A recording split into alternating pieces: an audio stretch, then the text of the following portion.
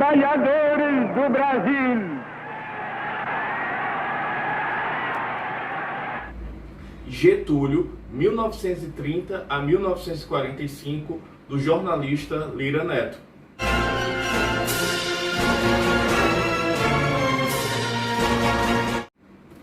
Bem-vindos a mais um vídeo do canal Mergulho na História. Eu sou o Hugo Figueiredo e no vídeo de hoje vou falar sobre esse livro, que é o livro de número 2 da trilogia do muito conhecido jornalista Lira Neto, especialista em biografias. E esse livro, que ele, no caso, é o livro 2 da trilogia, no caso do Getúlio, alguns apontam como a maior biografia de Getúlio Vargas escrita, e realmente é uma biografia excelente, tá bom? E eu vou falar um pouquinho sobre o conteúdo desse livro no vídeo de hoje. Bom, é importante que sempre eu lembre a vocês que se inscrevam aqui no canal Mergulho na História para acompanhar sempre aos dias domingos aos meus vídeos, tá bom? Se inscreva no canal, ative as notificações para sempre que eu colocar vídeos novos, vocês possam receber, tá bom? E primeiramente sobre a estrutura física desse livro, vou falar sobre a edição. Essa edição é da Companhia das Letras, tá certo? Ela tem aqui em torno de 565 páginas, capa dura. É um material muito bonito, como vocês podem verificar aqui, ó. Essa edição possui contracapa, não por acaso nas cores da bandeira nacional, né, já que a gente está falando sobre Getúlio Vargas. Um prefácio muito interessante, tá bom? Uma coisa que eu gosto muito dessa edição da Companhia das Letras é exatamente relacionada ao número de fotos, desenhos. Eles colocam muitas, como vocês podem verificar aqui, ó, muitas fotos, muitos desenhos de charges daquela época. E aqui a gente está falando por volta de 1930 a 1945. Então essa edição apresenta muitas fotos, muitas charges. Lembrando que naquela época a rádio estava ganhando força, tá bom? E os jornais ainda eram o que predominavam, jornais impressos. E uma das formas muito eficientes de fazer as críticas políticas eram através de charges, que eu particularmente gosto muito, porque era incrível como eles poderiam defender ou criticar determinados personagens sempre com o uso das charges, e que tinha grande circulação no público, tá bom? Então, assim, esse livro aqui é o livro 2, como eu já falei para vocês. O livro 1, eu já fiz o comentário sobre ele aqui no meu canal Mergulho na História. Procura que vocês vão localizar o vídeo, tá bom? Então, assim, esse livro, ele já parte do momento de 1930.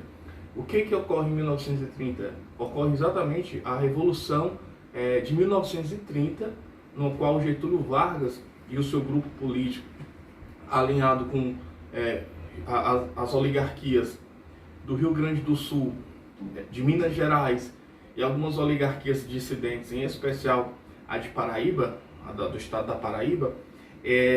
Lembrando que é importante fazer uma recapitulação, existia no Brasil, naquele momento, a alternância de poder entre as oligarquias paulistas e as oligarquias mineiras, no que hoje muitos conhecem como a política do café com leite.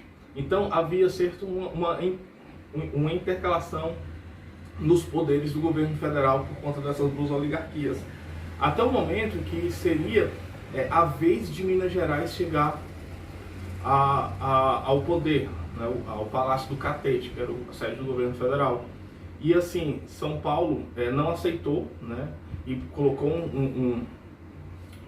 um candidato, acabou vencendo. E aí houve toda a questão da morte de João Pessoa, e assim, na verdade, Minas Gerais havia perdido essa disputa eleitoral. Só que um fato que foi um fato pessoal acabou se transformando no estopim da Revolução de 1930, que foi a morte de João Pessoa, na Paraíba. E o que aconteceu? Era um evento realmente da vida pessoal dele, tá certo? E é colocado como se fosse um crime político. E aí era a desculpa que o grupo político de Getúlio Vargas, que liderava ali Minas Gerais, Rio Grande do Sul e Paraíba e alguns outros estados do Nordeste, eles pegaram esse pretexto e deram início ao movimento revolucionário que destituiu o presidente eleito, que era Júlio Prestes. E o que acontece? A partir daí dá início ao movimento de 30, que é interessante, falo mais isso no livro 1, tá bom? E aí a partir do movimento de 30, que vai colocar Getúlio Vargas no poder, lembrando que nesse momento ele é fruto de um processo ditatorial, de 30. Aí em 34 acontece a eleição, aí é um governo já eleito, mas a partir de 30 ele é realmente ditatorial porque ele é fruto de um processo revolucionário. E o revolucionário, assim, em parte, né, porque a gente não pode falar efetivamente de um processo revolucionário, mas era um movimento que, porque revolucionário, o termo revolucionário guarda a ideia de que houve uma alternância social vigente, algo que ocorreu, por exemplo, na Revolução Francesa. Aqui a gente não está falando de mudança social profunda, a gente está falando em conchavos políticos. E o que aconteceu? O grupo político de Getúlio Vargas, ele acaba chegando ao poder em 1930, e aí toda a questão aí o livro apresenta, nessa parte, Lira Neto, como a estrutura da sociedade nesse momento, fala sobre questões sociais, questões políticas, e é muito interessante. E Getúlio Vargas, muitas pessoas curiosas, pessoas que têm interesse, vêm e me perguntam: Hugo, mas Getúlio Vargas, ele era bom ou ele era ruim? Ele era vilão ou ele era mocinho? Bom, pessoal, o que eu tenho para falar para vocês é que essa não é a perspectiva mais apropriada quando a gente está analisando personagens históricos, em especial uma figura tão contraditória quanto Getúlio Vargas. Getúlio Vargas, ele era uma pessoa que ele tinha uma perspectiva histórica do seu próprio papel. Isso é muito interessante.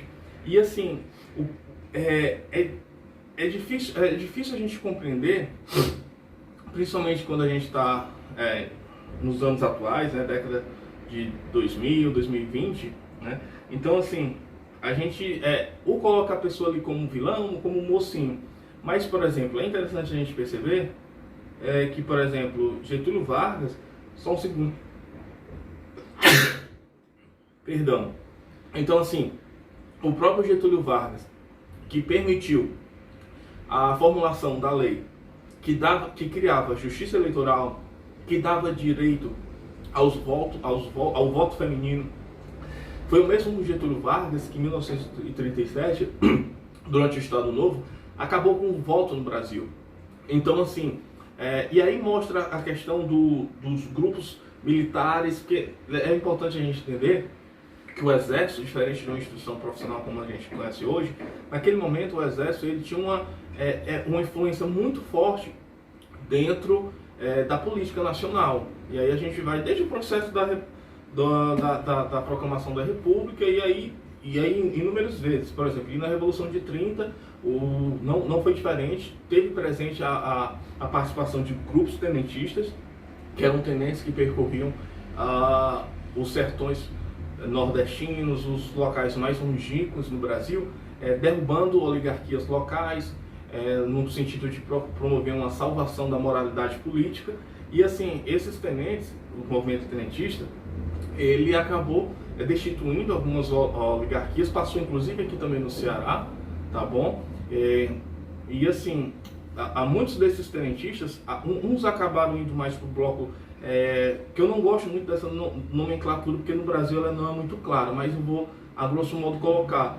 Alguns foram para o bloco da direita, e aí formaram a AIB, a Ação Integralista Brasileira, sob o comando do Plínio Salgado, do intelectual Plínio Salgado, que era um grupo mais relacionado à direita e que queria uma ditadura aos moldes mais relacionados à questão da ditadura.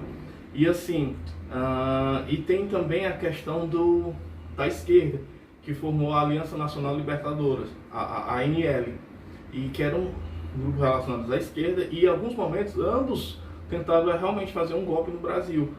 Em 1935, setores realmente da esquerda tentaram implantar uma ditadura aqui no Brasil, uma ditadura aos moldes soviéticos. E em alguns estados ocorreu efetivamente essa sublevação. Aqui a gente tem o Rio Grande do Norte, e que militares tentaram pegar em arma para implantar uma ditadura comunista aqui no Brasil. E aí Getúlio Vargas, isso foi em 35. Aí em 37, Getúlio Vargas dá início à ditadura do Estado Novo, que foi um momento de muita força, de muita barbárie, de repressão muito forte, muito forte. E é um movimento que é muito pouco estudado. As pessoas falam mais sobre a questão de 64 a 85, né? E o AI-5, mas efetivamente a ditadura do Estado Novo, ela é muito pouco estudada. E foi um momento extremamente difícil, truculento, a violação aos direitos humanos.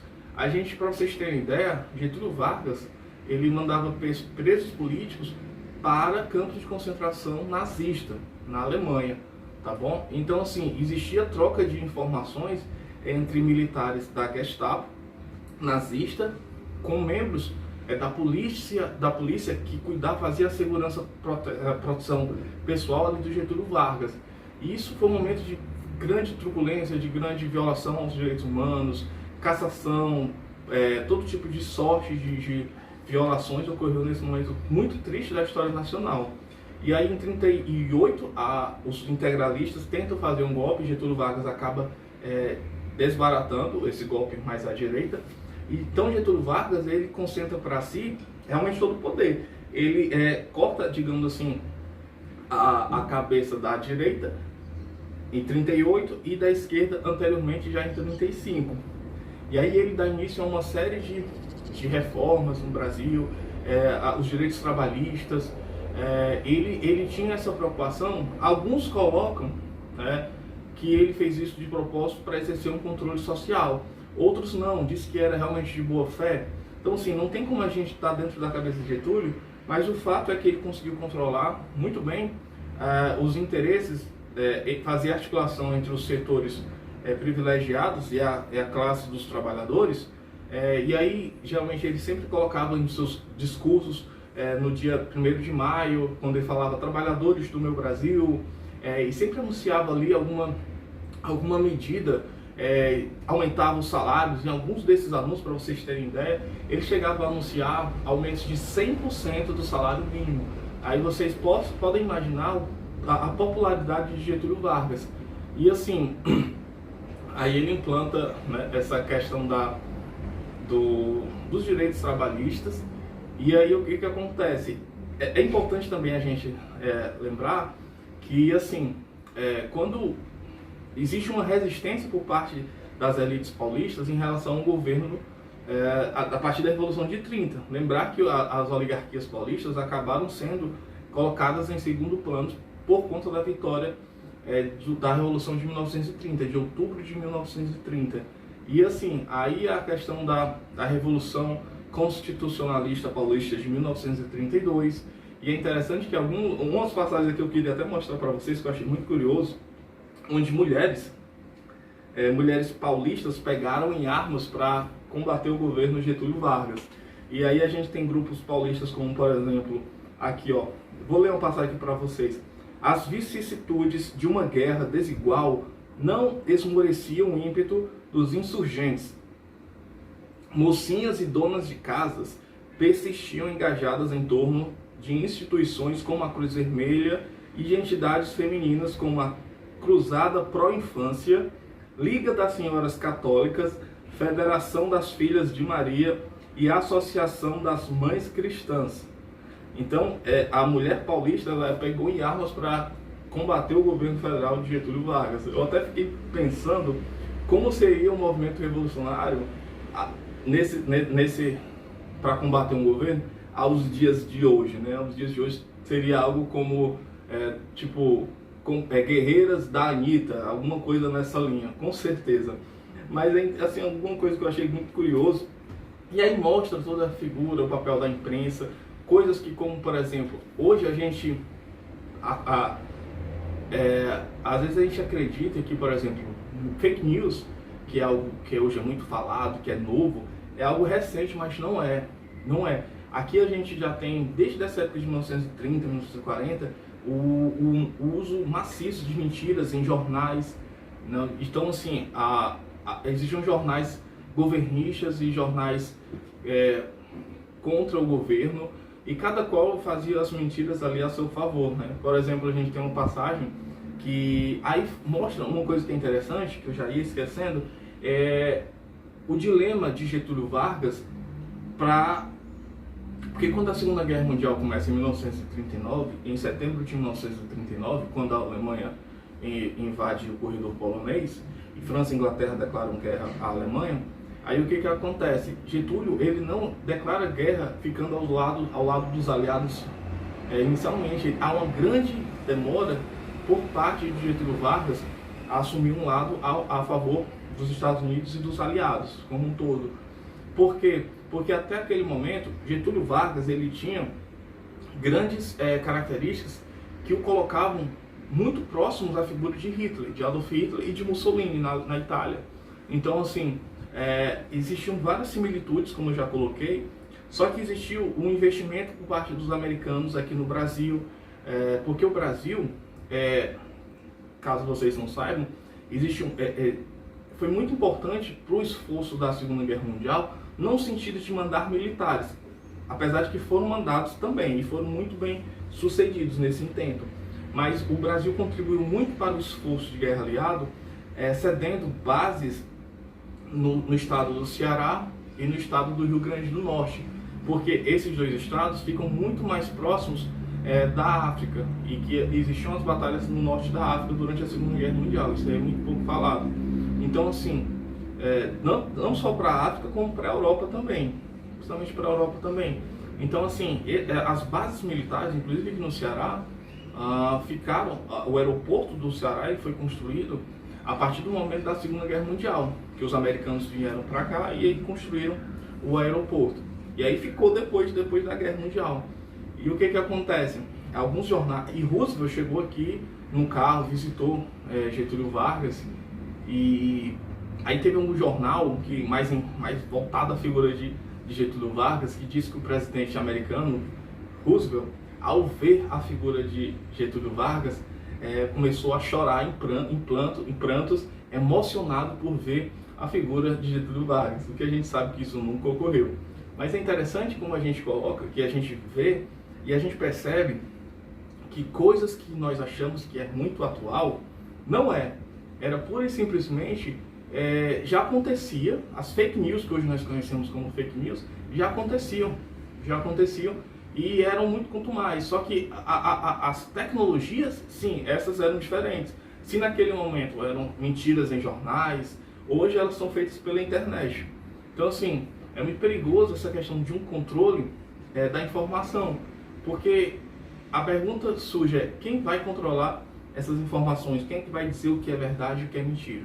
E aí fica até essa questão dessa reflexão, tá bom? E aí o Brasil vai ajudar no esforço da Segunda Guerra Mundial, e os aliados acabam, felizmente, vencendo a Alemanha nazista, né? A guerra na Europa acaba em maio de 45 e no Pacífico em agosto de 45 com os ataques atômicos de Hiroshima e Nagasaki. Então o que acontece? O Brasil, o mundo democrático, ele acaba vencendo. E aí há uma grande contradição. Como é que o Brasil foi combater uma ditadura na Europa, que era o regime nazifascista, e aqui ainda existia uma ditadura que era a ditadura do Estado Novo? Então essa contradição acaba por promover o fim do governo de Getúlio Vargas nesse momento. E aí o livro conclui com exatamente o momento que Góes Monteiro, que era anteriormente aliado a Getúlio Vargas, acaba destituindo Getúlio Vargas do poder. E aí dá fim a esse início desse momento histórico do Estado Novo. Mais à frente, Getúlio Vargas vai acabar retornando ao governo por vias democráticas, no momento que ele vai acabar criando a Petrobras e outras empresas. Aí eu vou falar no momento mais oportuno. E aí eu queria só concluir aqui essa passagem com algo que é muito interessante, que Getúlio Vargas ele é destituído, né? Ele é destituído do poder e ele vai tirar férias, digamos assim, férias forçadas lá na sua fazenda em São Borja, no Rio Grande do Sul. E ali alguma pessoa pergunta para ele como foi ser retirado da cena política nacional dessa forma, pelo uso da força, e ao qual ele responde com isso aqui. Aí vocês prestem atenção e reparem no senso de papel histórico de Getúlio Vargas, ok? Abre aspas. Deves ter ouvido dizer que a política se assemelha a um jogo de xadrez, indiscutivelmente. Em alguns pontos se assemelham. Por exemplo, eu sou uma pedra que foi movida da posição que ocupava. E que eles pensam que permanecer, que eles colocaram. E eles pensam que eu vou permanecer onde eles me colocaram. É o grande erro deles. Não sabem que eu vou começar um novo jogo e com todas as pedras de volta ao tabuleiro. E aí a gente finaliza esse comentário desse livro de número 2 da trilogia do Lira Neto. Pessoal, obrigado pela atenção. Se inscreve aqui no canal. Valeu, abraço.